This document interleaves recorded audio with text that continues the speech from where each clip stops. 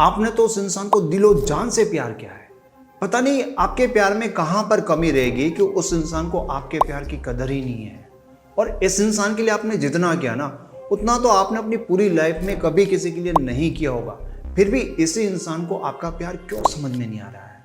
दोस्तों, आज ना मैं आपको एक बात की गारंटी देता हूं कि आपके मन में जितने भी ये सवाल है ना कि कमी कहां पर रह गई, मैं क्या गलत कर रहा हूं, आपके इन सारे सवालों के आज आपको जवाब मिल जाएंगे। और आपको यह भी समझ में आएगा कि यार किसी का प्यार पाना कितना आसान भी हो सकता है।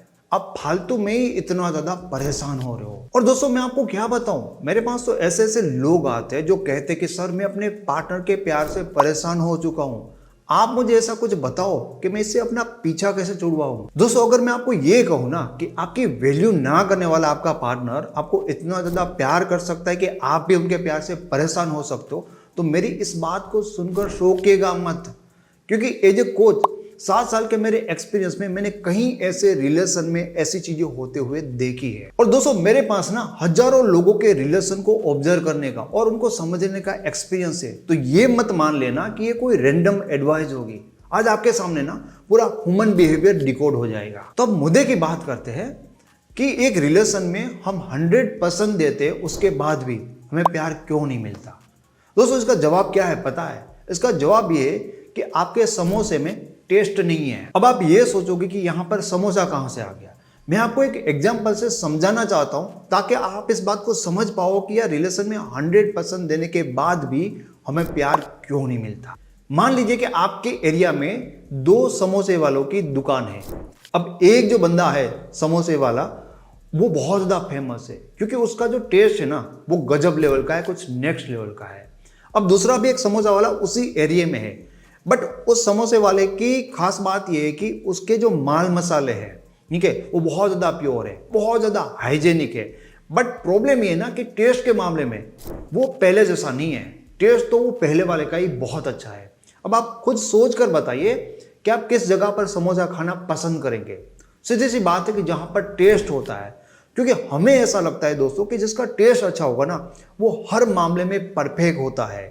लेकिन हमेशा ये बात सही नहीं होती, ज्यादातर बात ये गलत होती है। और आपने खुद ने ऐसे बहुत सारे ठेले वाले वगैरह देखे होंगे जहां पर लोग जाते हैं, बहुत भीड़ होती है टेस्ट के लिए, और आपको पता होगा कि उसकी क्वालिटी भी इतनी अच्छी नहीं है। दोस्तों, आपका प्यार ना उस दूसरे समोसे वाले जैसा है। आपका प्यार एकदम प्योर तो है, आपने कोई कसर नहीं छोड़ी, लेकिन आपके प्यार में ना आपके पार्टनर को वो एक्साइटमेंट और वो थ्रिल महसूस नहीं होती।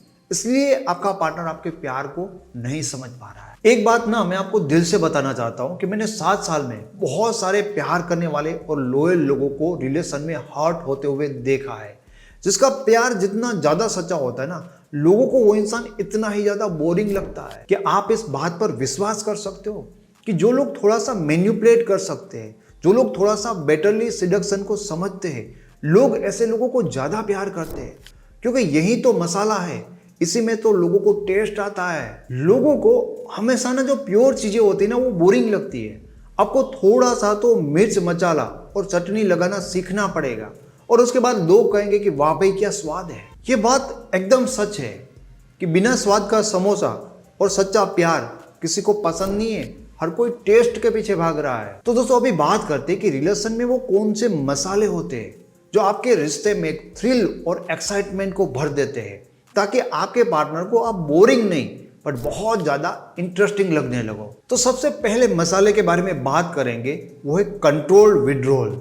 दोस्तों, जब आप किसी के इतने ज्यादा करीब चले जाते हो तब सामने वाले इंसान को ऐसा लगने लगता है कि आप तो हमेशा उनको चेज करते ही रहोगे, और उस मोमेंट के बाद ना आप आपके पार्टनर के लिए एक बोरिंग इंसान बन जाते हो। लेकिन एक साइकोलॉजिकल मसाला है कंट्रोल विड्रॉल, जिसके कारण आपके पार्टनर को आप बोरिंग नहीं लगोगे। इमेजिन करो कि एक दिन ना आप अपने पार्टनर के साथ बहुत ही ज्यादा इमोशनली इन्वॉल्व हो, उनकी हर बात को ध्यान से सुन रहे हो, आप उनकी हर इमोशंस को फील कर रहे हो। लेकिन 2 दिन बाद क्या होता है कि आप एकदम इमोशनली न्यूट्रल रिएक्ट करने लगते हो। मतलब आप ना कुछ ज्यादा बात करो ना रिएक्ट करो, उसकी किसी भी चीज के ऊपर ना कुछ एक्सप्लेन करो ना क्वेश्चन करो, ठीक है। मतलब इमोशनली जैसे आपके पार्टनर को लगे कि कल बहुत इन्वॉल्व थे, आज इतना इन्वॉल्व नहीं है। तो इसी को ना कहते हैं थ्रिल, इसी को कहते हैं इमोशनल पुल, क्योंकि ये जरूरी होता है। अगर सामने वाले इंसान को लगे कि कोई चीज़ हमेशा के लिए मेरी है, तो उसकी वो वैल्यू नहीं कर सकता। जब तक उसके पास वो होता है ना, तब तक वो उसकी वैल्यू नहीं कर सकता। तो कभी कभी ये फील करवाना होता है कि आज तुम्हारे पास ना वो चीज़ नहीं है जो तुम कल उसके लिए फील कर रहे थे। तो ये देखकर जब आपके पार्टनर को यही लगेगा कि आप इमोशनली डिस्टेंस बना रहे हो, तो आपका इमोशंस, आपका प्यार खोने का ना उनके अंदर डर आने लगेगा। दोस्तों, कंट्रोल विड्रॉल का ना ये मैजिक है कि ये कोई टॉक्सिक बिहेवियर नहीं है, ये सेल्फिश बिहेवियर भी नहीं है। ये तो सिर्फ हमारी इमोशनल एनर्जी को हमारे हाथ में रखना होता है कि कब उसको कंट्रोल करना है और कब उसको रिलीज करना है। जब भी आपको इसकी जरूरत लगती है ना, तब उसका यूज करो। आपके पार्टनर के अंदर हमेशा आपके प्यार को खोने का डर बना रहेगा और इसके कारण कभी भी आपके पार्टनर को आप बोरिंग नहीं लगोगे। क्योंकि आपके पार्टनर को आप बोरिंग तो तब लग सकते हो जब आपके पार्टनर का माइंड आपके बारे में शांत हो जाता है, रिलैक्स हो जाता है, उनके पास कुछ सोचने के लिए होता ही नहीं है। लेकिन ये चीज कभी भी उनके दिमाग को आपके बारे में शांत नहीं रहने देगी। अब दोस्तों, बात करते हैं हमारे दूसरे मसाले के बारे में, जिसको कहते हैं रिवर्स मिरर टेक्निक। मिरर का मतलब होता है कि सामने वाला इंसान जो सोच रहा है ना, उसको रिफ्लेक्ट करना। लेकिन रिवर्स मिरर का मतलब होता है कि सामने वाला इंसान जो इमोशंस फील कर रहा है ना, उसकी ओपोजिट एनर्जी को क्रिएट करना, ताकि पहले उनका अटेंशन डिस्टर्ब हो जाए और उनका दिमाग आपकी ओर खींचा आए। एग्जाम्पल के लिए, अगर आपका पार्टनर ओवर कॉन्फिडेंट रिएक्ट कर रहा है ना, तो आप थोड़े से नॉन इम्प्रेस्ड उनके सामने बन जाओ। उसका दिमाग शेक करेगा कि ये इंसान मुझे दूसरे लोगों की तरह ट्रीट क्यों नहीं कर रहा है। अगर वो इनसिक्योर फील कर रहा है, तो थोड़ा सा उसको सपोर्ट करो ताकि वो अपने अंदर से कंफर्ट फील करने लगे। जब वो आपको डोमिनेट करने की कोशिश करे, ऐसे टाइम पर काम और रिलैक्स बिहेव करो। उन्हें ये फील होने दो कि उनका तरीका आपके ऊपर काम नहीं कर रहा है, ताकि उनका डोमिनेंट बिहेवियर ना मिरर ना हो पाए।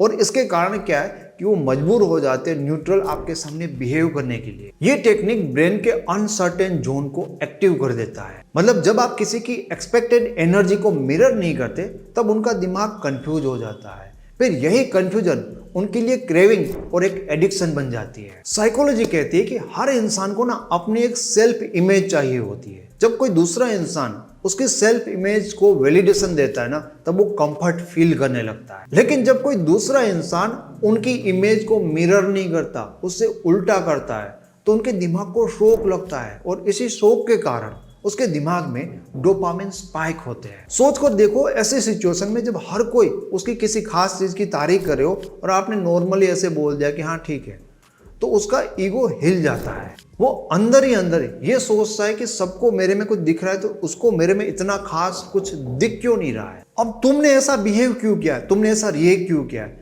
इसके ऊपर वो दिमाग में बहुत ज्यादा सोचने लगता है। जब वो बहुत ज्यादा सोचने लगता है, तो वो मेंटली और इमोशनली आप में इन्वेस्टमेंट शुरू कर देता है। देखो, इस टेक्निक का आपको यूज किसी को हर्ट करने के लिए, किसी की इंसल्ट करने के लिए यूज नहीं करना है। इसको सिर्फ इमोशनल बैलेंस करने के लिए यूज करना है।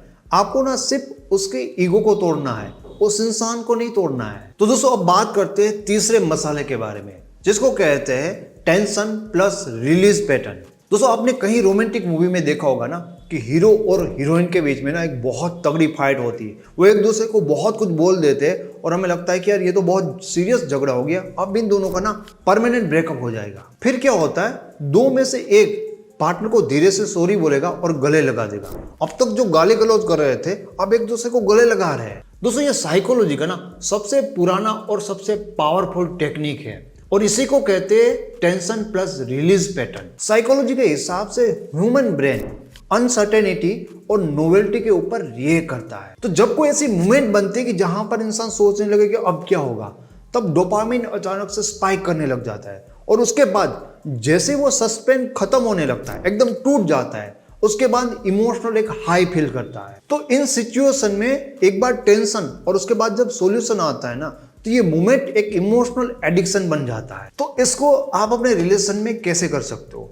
तो आप कभी कभी क्या कर सकते हो कि मिनी कॉन्फ्लिक्ट क्रिएट कर सकते हो। उनकी किसी चीज के ऊपर आप अचानक से डिसएग्री हो गए, ठीक है, जैसे आप एकदम उनके ओपिनियन से, उनके आइडिया से, बातों से ना बिल्कुल भी सहमत नहीं हो, मतलब उनको शौक लगे कि यार ये इंसान तो इसमें एग्री करना चाहिए, एग्री क्यों नहीं कर रहा है। उसके बाद क्या करो, उस इंसान को अचानक से प्यार दिखाने लगो, मतलब अपने बिहेवियर से, अपनी बातों से टच करके, और उसके बाद वो जो चीजें कह रही थी ना, उसमें भी अपनी नाराजगी खत्म कर दो। तो तो ये क्या है कि उनके लिए टेंशन और रिलीज दोनों पॉइंट एक साथ में बन जाएंगे। दूसरी चीज क्या कर सकते हो, आप डिले का यूज कर सकते हो। चीजों को आपको डिले करना है, मतलब आपका रिएक्शन डिले करना है। जैसे कि कुछ वो आपसे उम्मीद करो, एक्सपेक्ट करो। मान लीजिए कि आपका पार्टनर आपको कोई गिफ्ट देता है, तो उसने सोचा ही होगा ना कि भाई इस गिफ्ट इसको पसंद आएगी, और शायद उसको पता भी होगा कि ये इसकी फेवरेट है। तो जब वो आपको गिफ्ट लेकर आता है और आपको देता है, तो आपसे ये उम्मीद करता है कि तभी के तभी आप कुछ रिएक्ट करो कि आपको पसंद आया नहीं आया, ठीक है। तो जैसे वो आपको गिफ्ट देता है, आपको रिएक्ट नहीं करना है, उनको टेंशन लेने दो, उनको ऐसा मन में सोचने दो कि शायद इसको अच्छा नहीं लगा। लेकिन बाद में जो भी आपको फील हो रहा है, मतलब आप थैंक यू कहना चाहते हो या आपको अच्छा लगा वो, ये सब बाद में रिएक्ट करना है। ये दोनों चीजें क्या है कि पहले आपने रिएक्ट नहीं किया तो टेंशन हुआ, लेकिन बाद में रिएक्ट किया तो वो सॉर्ट आउट भी हो गया। तो क्या हुआ कि टेंशन प्लस इमोशनल हाइक दोनों एक एडिक्शन बन पाएंगे। और ये चीज तो आपने कई बार अनजाने में की है, मतलब आपने ये फील किया होगा कि आप दोनों के बीच में झगड़ा हुआ होगा, 2 दिन बात नहीं हुई, थोड़ा टेंशन बढ़ गया, क्या होगा क्या नहीं होगा, और उसके बाद जब आप बात करते हो तो ऐसा कई लोगों के साथ होता है कि उनका रिलेशन पहले से भी बेटर हो गया, मतलब दोनों का इमोशनल बॉन्ड पहले से ज्यादा वो एक दूसरे के साथ फील करने लगते हैं। लेकिन यहां पर आपके लिए एक वार्निंग है कि बार बार आपको झगड़े नहीं करने हैं, मतलब पार्टनर के साथ आपको आर्ग्यूमेंट नहीं करना है। अगर आप लड़ोगे, बहुत आर्ग्यूमेंट करोगे, ऐसी चीजें करोगे, तो ऐसा भी हो सकता है कि आपका पार्टनर इमोशनली आपसे इरिटेट हो जाए और वो परेशान होकर आपसे अलग जाने की कोशिश करने लगे। तो दोस्तों अब आपको समझ में आ गया होगा कि 100% देने के बाद भी लोग पार्टनर का प्यार पाने में क्यों फेल हो जाता है। क्योंकि आपने अपने पार्टनर को सिर्फ लॉयल्टी दिखाई, बट उनको आप थ्रिल फील नहीं करवा पाए। आपने बहुत कुछ रिश्ते के लिए सेक्रीफाइस कर दिया, लेकिन अपनी सेल्फ रिस्पेक्ट ही आप नहीं बना पाए। आप वहां पर इमोशनली अवेलेबल थे, लेकिन पार्टनर की नजरों में आप इमोशनली वैल्यूएबल नहीं बन पाए। तो दोस्तों अगर आप ये चाहते हो कि मैं आपके रिलेशन की सिचुएशन को पर्सनली समझूं और 1 to 1 आपको गाइड करूं, तो आप मेरे साथ पर्सनल कॉल भी बुक कर सकते हो, जहां पर हम दोनों बात करके आपके रिलेशन का सॉल्यूशन डिजाइन करेंगे। आपके एक्स पार्टनर का या आपके करंट पार्टनर के बिहेवियर को डिकोड करके एक एक्शन प्लान तैयार करेंगे। तो कॉल बुक करने के लिए हमारी वेबसाइट का लिंक आपको इसी वीडियो के डिस्क्रिप्शन बॉक्स से मिल जाएगा। और लास्ट में सिर्फ इतना ही कहना चाहता हूं कि इमोशनली इंटेलिजेंट बनो, नीडी नहीं।